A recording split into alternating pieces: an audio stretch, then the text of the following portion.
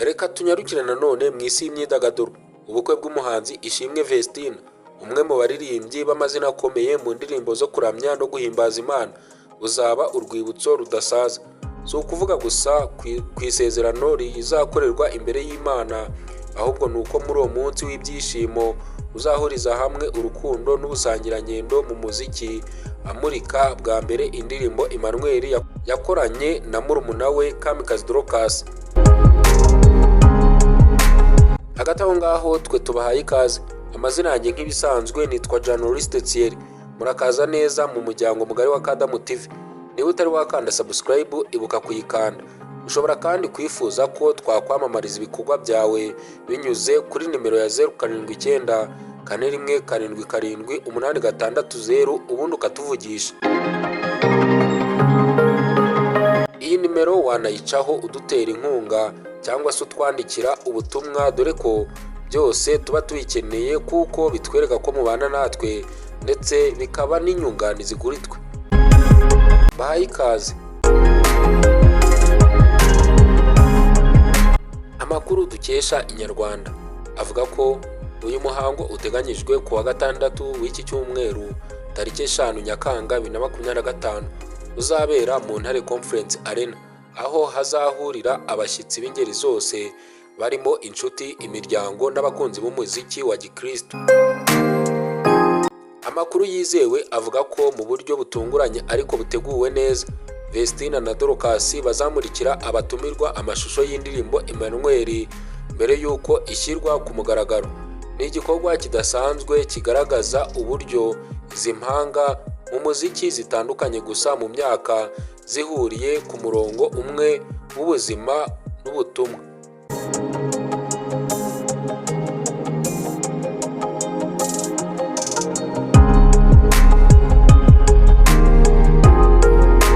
Emmanuel izaba ari indirimbo ya mbere aba bombi basohoye, umwe muri bo yaramaze kurushinga.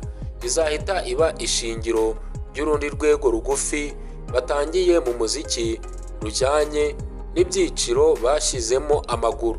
Dorcas arangije amashuri yisumbuye mu gihe Vestine atangiye urugendo rushya rwo kubaka urugo n'umukunzi we Idrissa Odrego, bamaze igihe kitari gito bari mu rukundo.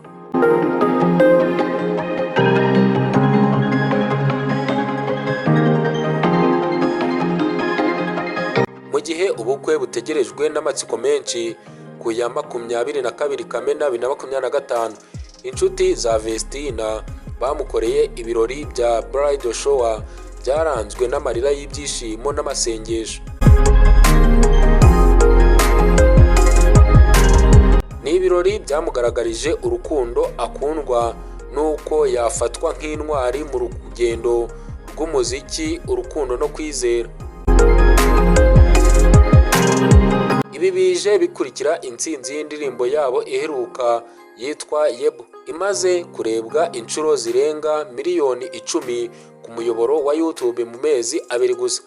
Byongeye kandi bigaragaza ko aba bahanzikazi bafite ubufatanye bukura umunsi ku wundi, butagendera ku marangamutima gusa, ahubwo bushingiye ku ntego no guhamagarwa.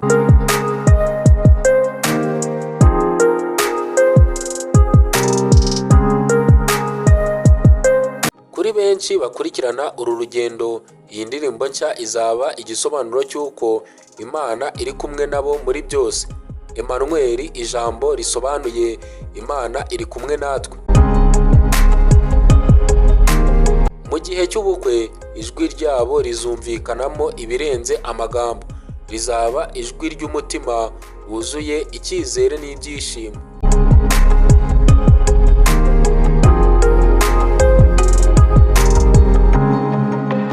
Ngayo nguko ibyari bikomeje kuvugwa ku byerekeranye n'ubukwe bwa Vestine uri kwitegura kurushinga n'umukunzi we.